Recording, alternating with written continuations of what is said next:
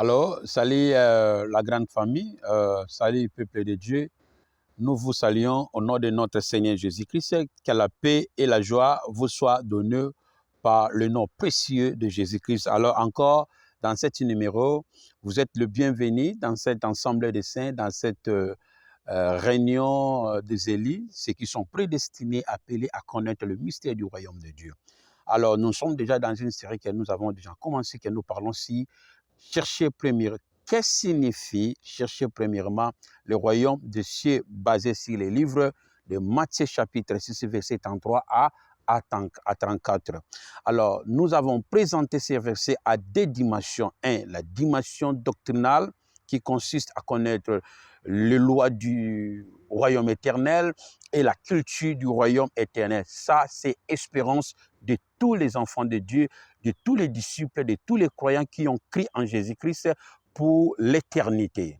Soit mets ça dans sa tête. Et la deuxième dimension, c'est la dimension présente qu'on a appelée la dimension évangélique. Alors, la dimension évangélique, c'est une ordre dans le livre de Matthieu.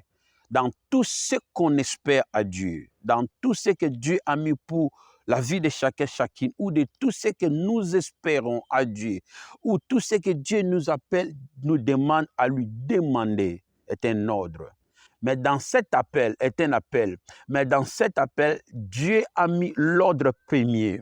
Quelqu'un dit l'ordre premier. Alors, l'ordre premier dans cette déposition du Tout-Puissant est que chercher premièrement le royaume des cieux. Le mariage te suivra, la prospérité matérielle te suivra, mais avant de bénéficier de la possession de Dieu, matière, de puissance, du pouvoir, de l'opération, Dieu ne te le donnera pas.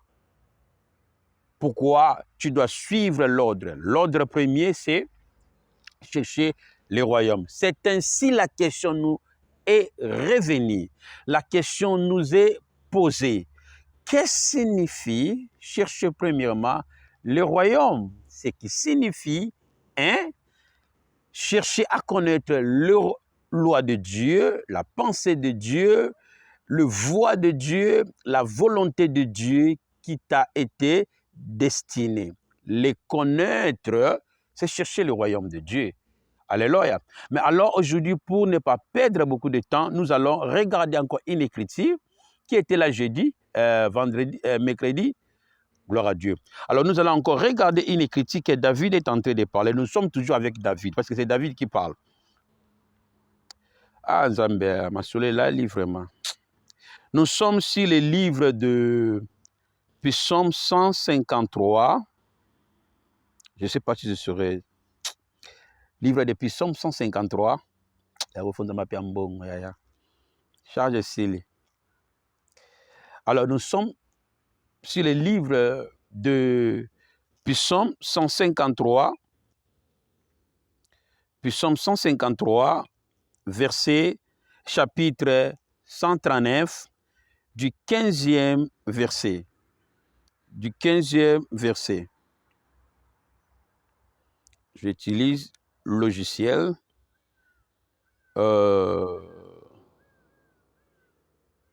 Psaume 153. Oui, nous sommes là.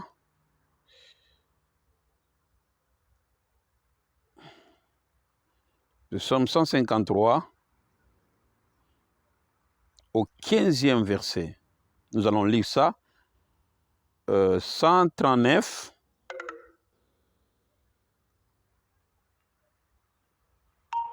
Échec.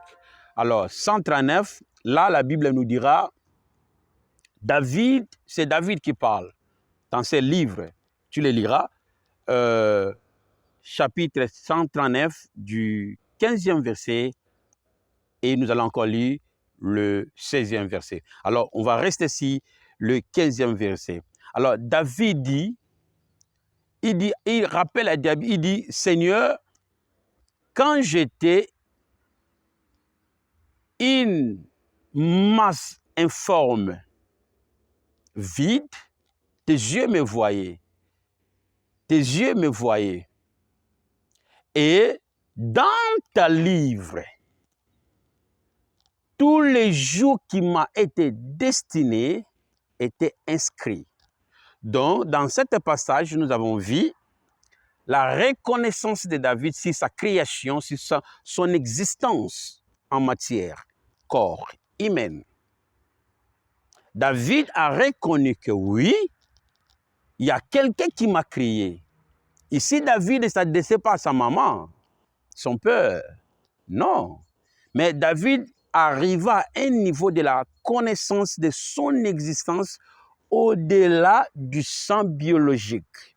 Il dit, oh l'Éternel, quand j'étais qu'une masse informe vide, tes yeux me voyaient. Donc, là, David reconnaît l'existence, sa création sur la terre. Alors, ici, invoque le destin, les destins plutôt, désolé. Ici, invoque les destins. Donc, ici, on a vu l'existence de David était destinée par le Créateur. Et le nombre de ces jours était déjà calculé, déposé, mis en place, que David vivra tant des années. Et David reconnaît cette existence. C'est ainsi nous disons, chaque âme, Dieu a tout fait, mis à son existence. C'est ça qu'on appelle les destins. Les destins. C'est ainsi, Romain nous dira, tout concourt au bien de ceux qui aiment l'Éternel. Aimer l'Éternel par quel sens? Aimer ce que Dieu, l'objet de ce que Dieu t'a créé. L'objet de ton existence qui consiste à connaître ton destin et ce qu'il faut sur le destin. Alléluia. Alors, dans cette disposition du Créateur, l'homme est appelé à connaître ça. C'est ainsi dans le livre de Matthieu, Matthieu nous explique d'une manière qui semble incompréhensible dans la génération d'aujourd'hui, parce que nous sommes des religieux. Mais dans cet verset, la Bible nous rappelle de chercher premièrement le royaume de Dieu. Chercher le royaume de Dieu, c'est de connaître pas seulement ton destin, le nombre de tes jours, mais aussi ce qu'il faut dans ces jours. Est-ce que je comprends, Rambo? Alors, ici, c'est le problème du destin. Alors, dans chaque destinée, dans chaque destin, l'homme est appelé à connaître les voies de Dieu, l'appel de Dieu, amen, les voies de Dieu, les lois de Dieu, la pensée de Dieu. Les connaître dans ton existence, c'est chercher le royaume. Pourquoi? Parce qu'avant de venir matière, Dieu a tout destiné, Dieu a tout calculé, Dieu a prouvé. C'est ainsi la Bible dit, les lois de Dieu est parfaite. On a déjà enseigné ça. Alors, tu es appelé au sens évangélique dans tout ce que tu désires à Dieu, c'est bon. Mais avant cela, tu dois connaître, chercher le royaume.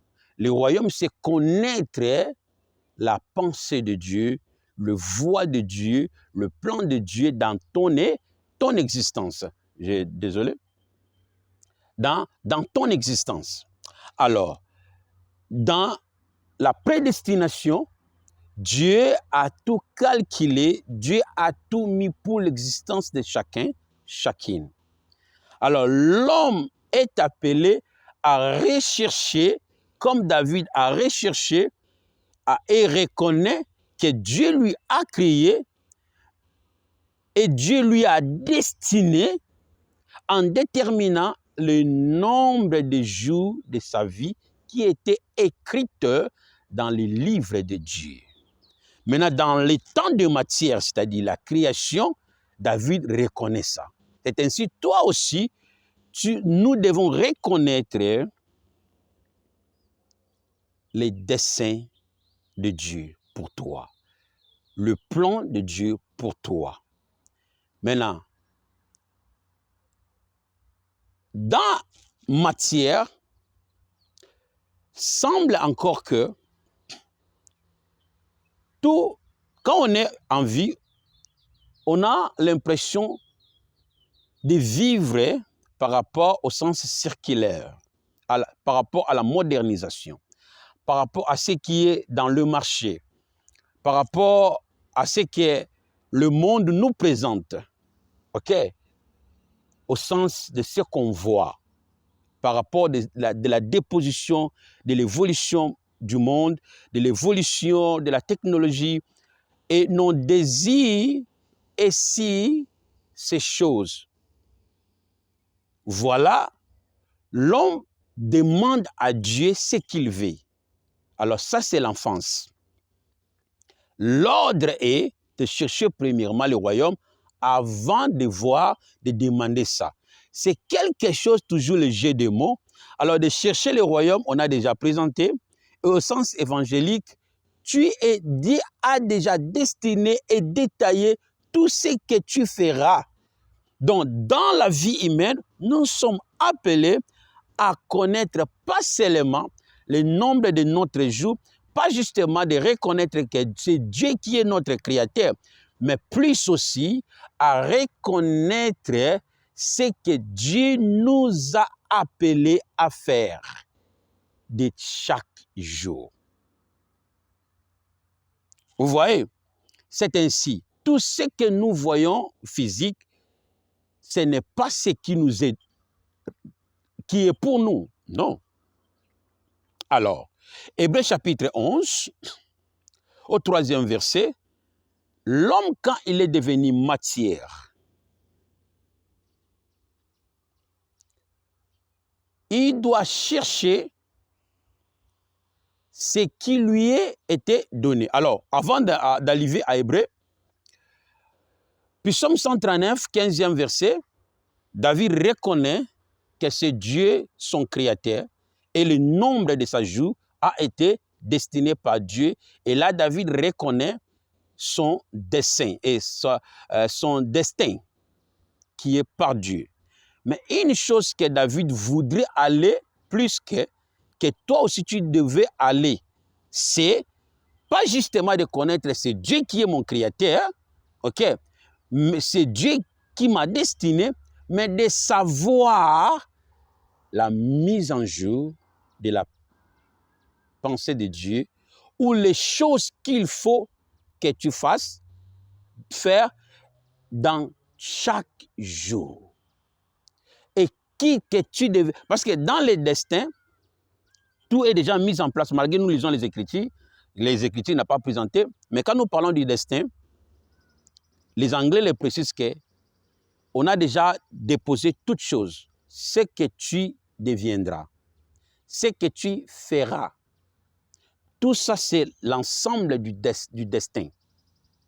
Maintenant, on ne doit pas se limiter que c'est Dieu notre créateur, c'est Dieu qui nous a créés, qui nous a destinés, mais aussi connaître ce qu'on doit faire, ce qu'on doit devenir. Tous les détails du destin doivent être pris, connaître, pour que nous arrivons à le faire. Mais comment on peut connaître ça, car Dieu est invisible? Et dans la vie physique, nous désirons ce qu'on voit, ce que le monde nous présente. C'est pas mal. C'est ça que tu pries. Seigneur, je veux ceci. Ça, c'est l'enfance. C'est comme un enfant. Si tu l'amènes au supermarché, quand il voit les bonbons, maman, je veux bonbons. Quand il voit biscuits, maman, je veux biscuits. Alors, les bonbons que tu as achetés les premiers, il n'a même pas terminé ça. Il veut encore autre chose. Parce que lui ne vit pas par les destins. Lui vit par les sentiments circulaires de ce qu'il voit. Tout ce que tu vois n'est pas créé pour toi. Tout ce que tu entends n'est pas sonné pour toi. Ici, toujours invoque les destinées. C'est là de connaître. Alors que David, pour connaître les détails, après Bamboula, il faut le mise en jour de la pensée de Dieu, que ce que tu feras. À comprendre en côté. Voilà, au 16e verset, il dit, oh, Seigneur, tes pensées me semblent impénétrables. Parce qu'on n'a pas beaucoup de temps de prélever beaucoup de versets. Il dit, oh Seigneur, tes pensées me semblent impénétrables. Donc, après connaître que Dieu m'a destiné, le nombre de jours, mais il voudrait aussi savoir le mise en jour de la pensée de Dieu dans ce qu'il fera. Alors, pour avoir ça, David était bloqué. Pourquoi la pensée de Dieu semble impénétrable à David? C'est comme toi. Alors, l'ordre est de chercher les voies de Dieu, la pensée de Dieu. Mais quand Dieu parle, le voix de Dieu, David reconnaît, semble impénétrable. Qui dit que, veut dire que David n'entendait pas, il voudrait savoir, connaître, mais il n'entendait pas. C'est ainsi qu'il dit que la voix de Dieu me semble impénétrable. Pourquoi la voix de Dieu semble impénétrable à David, comme aux certains, aux autres aussi? Parce que si David il reçoit le voix de Dieu, il a la mise en jour de la pensée de Dieu, de ce qu'il fera. Si David reçoit le voix de Dieu, entend le voix de Dieu, il saura de quoi faire. Mais il ne le fera pas sans entendre. C'est ainsi, David était toujours aux dimensions humaines des matières. Alors, il faut maintenant transcender au-delà de la matière. Pourquoi? Hébreux 11, 3 dit, le monde est visible, où tout ce qu'on voit visible a été fait par ce qui n'était pas visible. Nous reconnaissons en commençant que c'est par la foi que nous reconnaissons que tout ce qui est visible, tout ce qu'on voit, tout ce qui est devenu matière, pour ne pas répéter le second, je le dirai par la compréhension, n'était pas tiré, était tiré par ce qui est invisible. En sorte que ce qu'on voit aujourd'hui là, matière, ce que les gens te voient, était tiré au fait par ce qui n'était pas visible. En général, le monde visible est tiré par invisible. C'est ainsi, le monde invisible domine les visibles. Pourquoi c'est pas de là que tout était tiré? C'est ainsi, chaque personne sur la terre, chaque créature sur la terre, tu es la pensée de Dieu.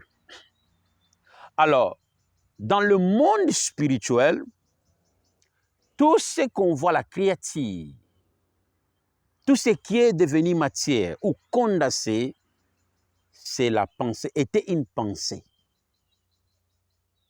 qui est devenue matière, qui est condensée et devient un corps. C'est ainsi dans la loi de la nature. Dans chaque corps, il y a un son. Dans chaque image, il y a un son. Et dans chaque son, il y a l'image. Tout ce qu'on voit, il y a un son. Dans chaque créature porte le voix de Dieu. Mais semble qu'on ne l'attend pas. Alors, pour l'entendre, il faut dépasser l'au-delà, le monde subtil. Alors, David était au niveau de la chair, au niveau humain. Son esprit était bloqué d'écouter même son existence. C'est-à-dire, c'est ça qu'on appelle les destins. Quand Dieu t'a créé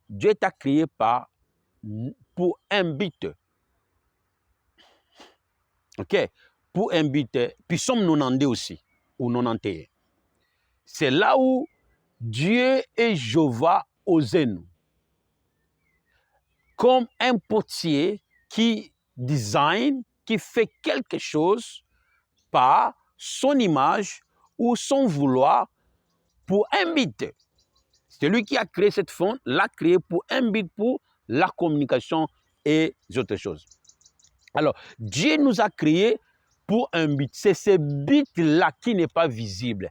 Mais le but-là est une pensée de Dieu incarnée dans ta personne, dans ton corps. Alors, quand on voit ça, automatiquement, c'est lui qui a déjà dépassé l'au-delà, la transcendance, qui est déjà allé au-delà du monde subtil. Parce que nous sommes matière, chaque corps, nous sommes matière, la création, la terre. Alors, nous avons la terre et le ciel. La terre et le ciel, dans cet espace, c'est ça qu'on appelle les subtils, le monde d'au-delà. Selon les noms, la littérature, on semble que le monde subtil, c'est dépasser le ciel. Là, toujours, on imagine au sens humain, parce que nous voyons le ciel. On croit que si nous pénétrons le ciel, on va voir le monde invisible. Oh, mon amour, déjà,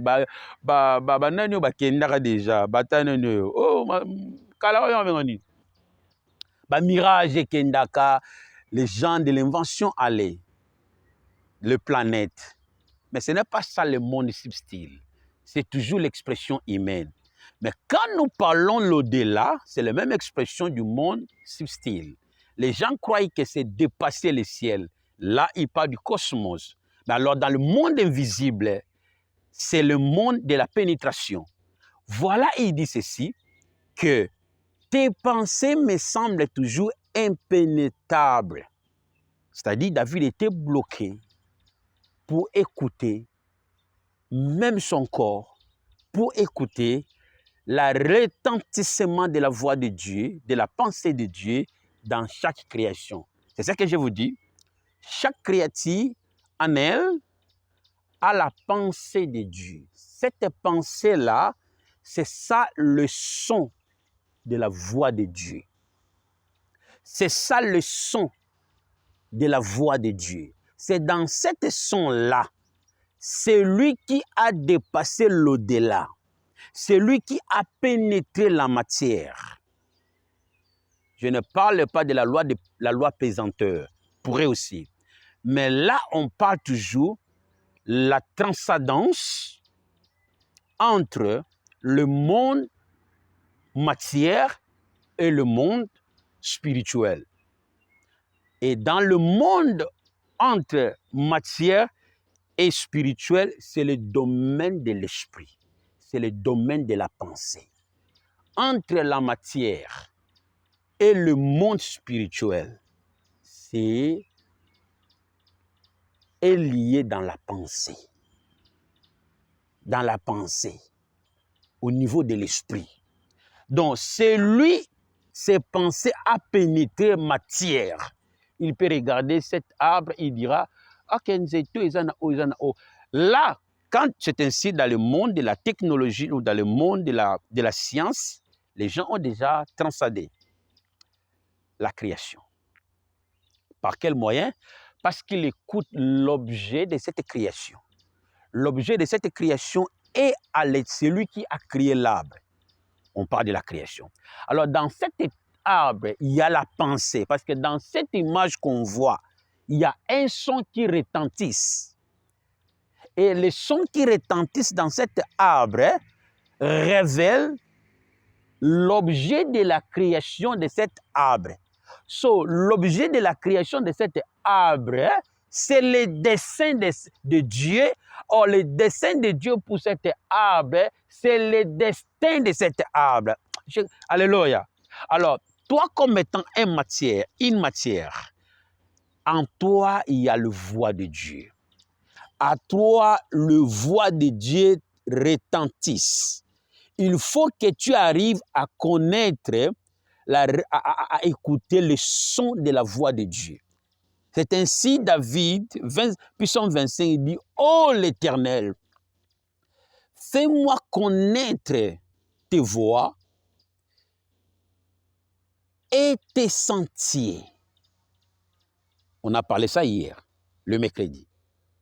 Alors, si tu es encore limité entre esprit et la matière, la pensée de Dieu te semblera impénétrable comme David.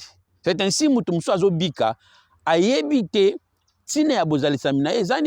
quelqu'un vit, il ne sait pas quel est l'objet de mon existence.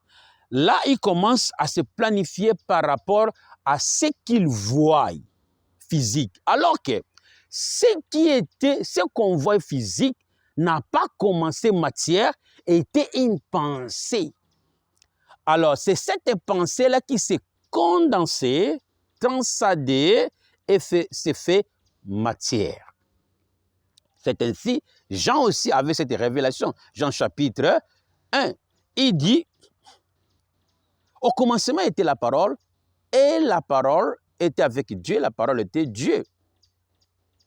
Et toute chose a été faite, rien n'a été fait sans elle. Et la parole, c'est l'expression que moi j'aime, et la parole a été faite chair. Quand on parle de la parole, on parle de la voix. On parle de voix. Les paroles, c'est une voix. La pensée aussi est une parole. La pensée aussi est une voix. Ce sont les mêmes expressions qui semblent thérapeutiques, c'est très spirituel, mais c'est toujours la langue. Comme la parole a été faite chair, c'est-à-dire, là, Jean parlait de la création. La pensée de Dieu était une parole qui s'est faite chair, c'est la matière qu'on nous voit. Alors, ton existence, ton corps, c'est la pensée de Dieu. Autrement dit, dans la physique, on a enseigné le corps dans la matière. Chaque corps est dominé par la loi de la pesanteur. C'est-à-dire quoi? C'est un corps, c'est très lourd. Si je laisse ça, si je laisse ça, comme j'ai laissé ça, alors cette matière est inférieure à la surface. Ne peut pas saisir la surface, ça va tomber. C'est ça, c'est la loi de la pesanteur. Mais en dehors de la loi de la pesanteur, maintenant, il faut aussi pénétrer la matière. Quel niveau? Ce n'est pas l'au-delà. Parce que les gens croient l'au-delà, c'est l'espace entre le ciel et la terre. Alors l'au-delà, le deuxième niveau, c'est la pénétration de la matière. Chaque âme humaine doit pénétrer la matière. Pénétrer la matière, c'est la transcendance. La transcendance, c'est aussi l'au-delà. Mais l'expression de la création de Dieu, c'est une connexion entre les pensées physiques et les pensées spirituelles. Le monde spirituel que Hébreux 11 parle, c'est le monde des pensées. C'est le monde des pensées. Or, le monde des pensées, c'est le monde des esprits. Le monde des esprits c'est le monde de puissance. C'est le monde de puissance qui peut se condenser à quelque chose. La pensée se condense aussi. Dès que la pensée se condense, devient matière. C'est ça que Genèse 1, Jean 1 le disent. Et la parole a été faite chair. C'est-à-dire, là, la parole de Dieu a été condensée. La pensée de Dieu a été condensée et devient matière. OK? Et devient matière. C'est ainsi, David voudrait connaître l'objet de son existence. OK, tu as calculé le nombre de mes jours, mais qu'est-ce que je ferai sur la terre? Qui je serai sur la terre? Nazala docteur? Nazala avocat? Nazala technicien? Ok, na na gambela? Alors, nayebi ke naza moto yo kelinga bon na vika 120 ans admettons. Maintenant na ko sala nini na samabele? Na ko zala nani? Parce que le monde ici est kaboli. La spécialisation, les professions. Il y a des docteurs. Maintenant, moi, ndi naza moto boye. Na ko zala nani? Na ko sala nini? Maintenant, c'est ainsi comme le monde nous a tous des gens présentés. L'homme n'a pas besoin de son Dieu. L'homme n'écoute pas les sons de la retentissement de la voix de Dieu en elle-même pour en savoir son destin ou le dessein de Dieu afin d'avoir ce qui deviendra et ce qu'il fera. Alors l'homme va directement à ce que le monde nous a présenté. Alors là, c'est l'enfance. Les familles aussi en train de planifier, yosa loya, yosa docteur, sans y avoir la pensée de Dieu. Alors David, dans un niveau de la spiritualité, reconnaît ces choses. Il dit, ô Seigneur, tes pensées me semblent impénétrables. Toi aussi, la pensée de Dieu te semble impénétrable. Si la pensée de Dieu te semble impénétrable, c'est-à-dire que tu n'auras pas la mise en jour de Dieu. Les pensées de Dieu, c'est les lois, deviennent les lois de Dieu. Les pensées de Dieu deviennent la voie ou la volonté de Dieu ou les desseins de Dieu. Pourquoi? Parce que dans ton existence, la voix de Dieu est déjà là. Parce que tu es univers, dans l'univers. Alors chaque créature dans l'univers a la voix de Dieu, a la parole de Dieu. Alors, tu dois arriver au niveau à écouter le retentissement du son de la voix de Dieu. C'est ainsi que David n'a pas écouté le son de Dieu dans son existence. Alors, connaître, écouter le son, le retentissement du voix de Dieu, le son de la voix de Dieu, c'est là que tu sauras tous les détails de ton existence. En ayant ça ou en écoutant ça, c'est là que tu sauras qui tu es, de quoi faire et la détermination de ton existence. Alors la prière de tous les jours, tu diras, Dieu, fais-moi entendre tes voix. Ô Seigneur, que tes voix me semblent pénétrables. Que tes voix me pénètrent. Alors, dès que tu commences à écouter la voix de Dieu, tu as transcendé le monde matière. Et tu commences à pénétrer le monde spirituel. Le monde spirituel, c'est le monde des pensées. Or, le monde des pensées, c'est l'atterrissage entre les esprits célestes, les esprits spirituels et les esprits invisibles. C'est dans ton esprit. Là, ce n'est même pas les cervelets, parce que les gens croient que les cervelets, c'est la connexion. Non, non, non, non. Ce n'est même pas au niveau du cervelet ou de pénétrer le monde subtil.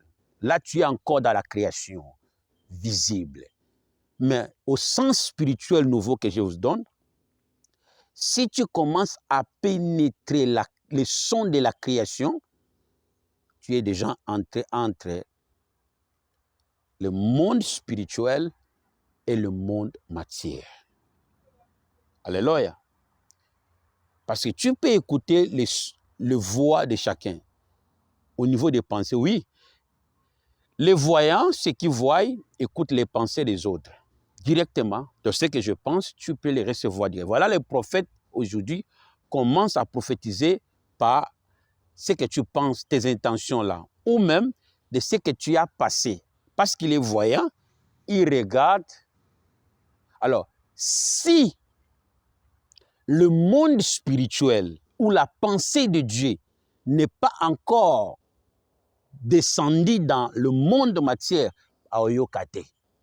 Voilà, moi je suis contre ce qui appelle la voyance le monde de la prophétie.